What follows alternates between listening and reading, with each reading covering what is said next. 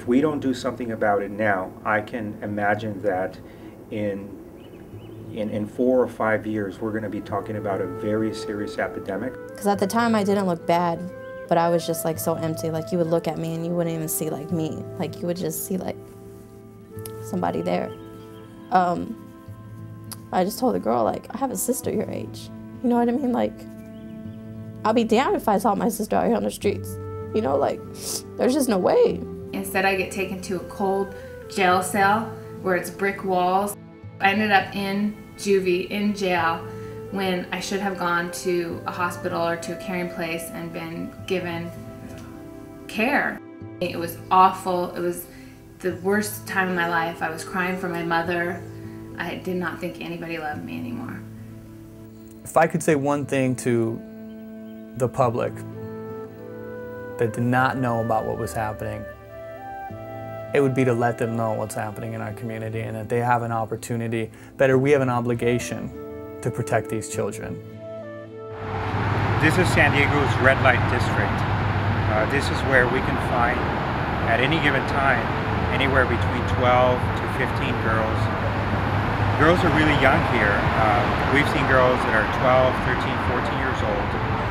The San Diego Police Department has reported that a high percentage of these girls are actually homeless, runaway, and thrown-away children. These pimps are convincing these girls to get involved. They're victimizing them, they're forcing them, they're beating them. We had a couple cases where they were kidnapped and they were actually brought to San Diego with the intention of coming down to San Diego to party, but what the girls hadn't realized was that the guys had arranged to trade them for drugs. As a sexaholic, all I'm looking for is my next fix. Whether that next fix is your daughter or your wife or your little brother or whatever it is, it doesn't make any difference. All I'm looking for is my next fix. Just as far as like, okay, there's a lot of things that happen out there. A lot of like abuse, a lot of, you know, like violence.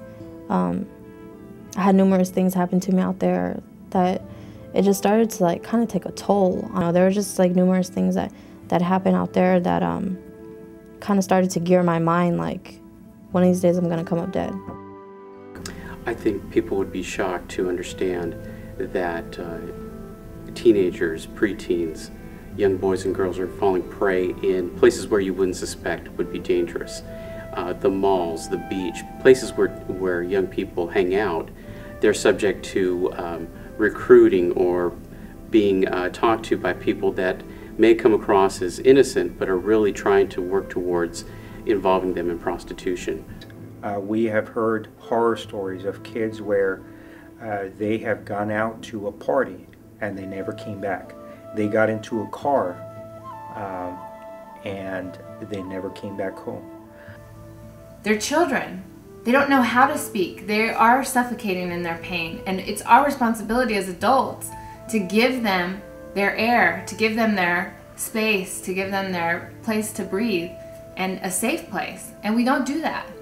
I know what it's like to be sexually exploited. I know what it's like to be raped. I know what it's like to be sexually abused as a child. I know what it's like to be trafficked. I know what it's like to turn tricks when you don't want to. I know what it's like to be terrified, you know, and so everything that we're doing is to show there's a way out. There's a way out, and, you know, each individual can make such a difference in this fight against sexual exploitation. And I believe once you become aware,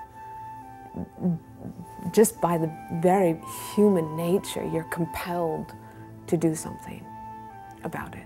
Once you realize what's happening with these children, to turn your eye on that, I think is a travesty.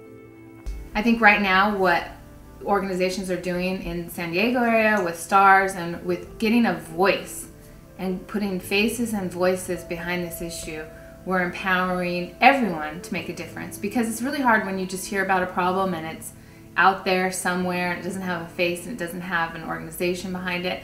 Now that we're getting organized, we have people that are knowledgeable about the issue, people that are coming out like me with their stories and sharing them, inspiring other people to either donate or to make documentaries and to get out into the schools and get information out in the schools.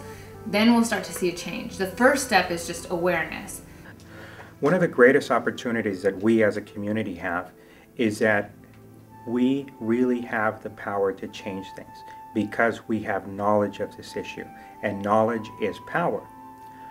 We can work with families, we can work with the community, and we can really put the word out there. And the more we uncover this issue, the more we bring it out of darkness into the light of the truth, that's where we gain the most power.